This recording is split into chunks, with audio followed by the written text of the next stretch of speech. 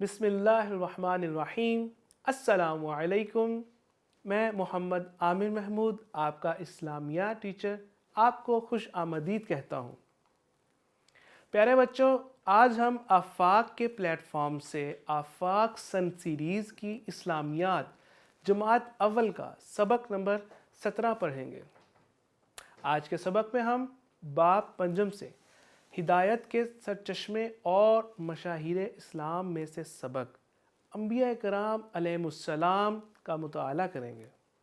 پیارے بچوں، آپ نے یہ سبق غور سے سننا ہے، سمجھنا ہے، تاکہ جب آپ یہ ویڈیو لیسن مکمل کر لیں تو آپ اس قابل ہو جائیں کہ وہ جان سکیں کہ اللہ تعالیٰ نے انبیاء کرام علیہ السلام کو انسانوں کی رہنمائی کے لیے مبعوث فرمایا، یعنی کہ نازل کیا، دنیا میں بھیجا۔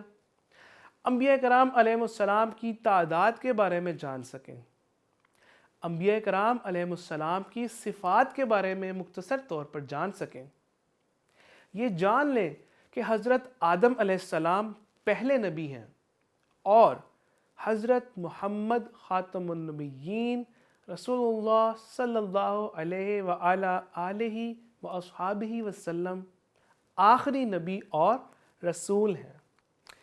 پیارے بچوں، سوچیں اور بتائیں، اللہ تعالیٰ نے انسان کو سیدھا راستہ دکھانے کے لیے کیا انتظام کیا ہوا ہے؟ لا الہ الا اللہ محمد الرسول اللہ۔ ترجمہ: اللہ تعالیٰ کے سوا کوئی معبود نہیں، حضرت محمد صلی اللہ علیہ وآلہ وسلم اللہ تعالیٰ کے رسول ہیں۔ پیارے بچوں، یاد رہے، حضرت محمد خاتم النبیین صلی اللہ علیہ وآلہ وسلم اللہ تعالیٰ کے آخری نبی ہیں۔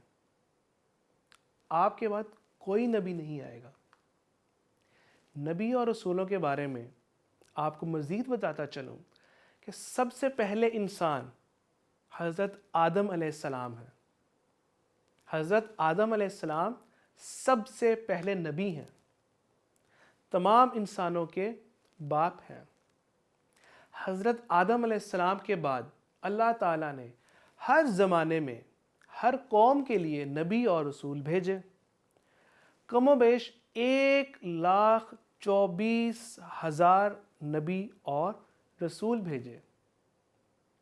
حضرت محمد خاتم النبیین رسول اللہ صلی اللہ علیہ وآلہ وسلم اللہ تعالیٰ کے آخری نبی ہیں، یعنی کہ جو نبوت اور رسالت کا سلسلہ تھا وہ کہاں مکمل ہوا؟ وہ ہمارے آخری نبی حضرت محمد صلی اللہ علیہ وآلہ وسلم پر مکمل ہوا۔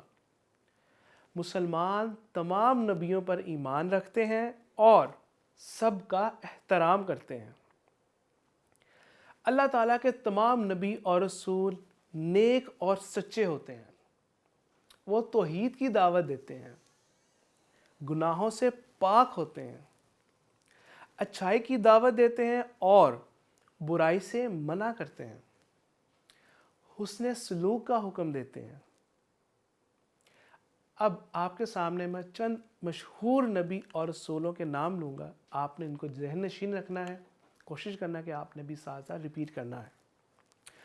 حضرت آدم علیہ السلام، حضرت نوح علیہ السلام، حضرت ادریس علیہ السلام،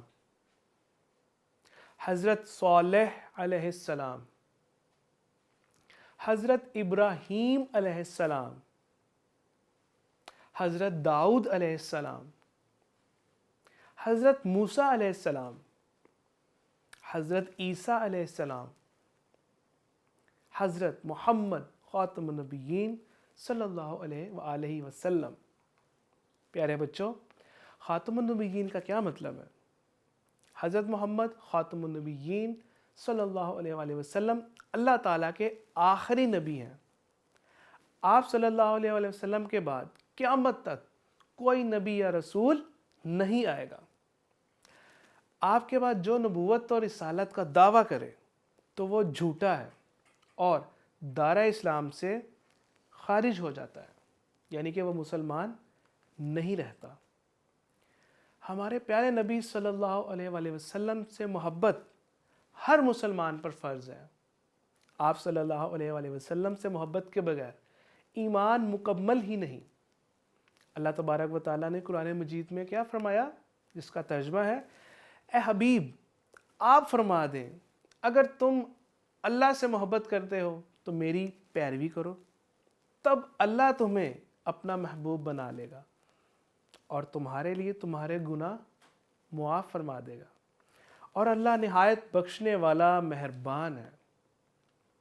پیارے بچوں، آج کے سبق کے اہم نکات، اللہ تعالیٰ نے انسانوں کی رہنمائی کے لیے تقریباً کم و بیش 1,24,000 انبیاء کرام علیہ السلام دنیا میں بھیجے۔ اس سلسلے کا آغاز حضرت آدم علیہ السلام سے ہوا اور تکمیل ہمارے آخری نبی حضرت محمد صلی اللہ علیہ وآلہ وسلم پر ہوئی۔ تمام نبی سچے، برحق اور گناہوں سے پاک تھے۔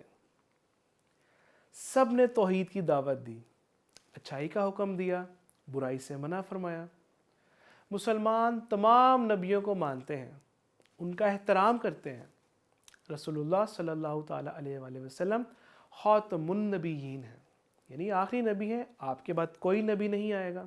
اور اگر کوئی نبوت کا دعویٰ کرتا ہے، معاذ اللہ کوئی اپنے آپ کو نبی یا رسول کہتا ہے، تو وہ جھوٹا ہے اور دائرہ اسلام سے خارج ہے، وہ مسلمان نہیں رہتا۔ آپ صلی اللہ تعالیٰ علیہ وآلہ وسلم کو خاتم النبیین مانے بغیر ہمارا ایمان مکمل ہی نہیں ہوتا۔ پیارے بچوں، ہم نے آج کے سبق میں کیا سیکھا؟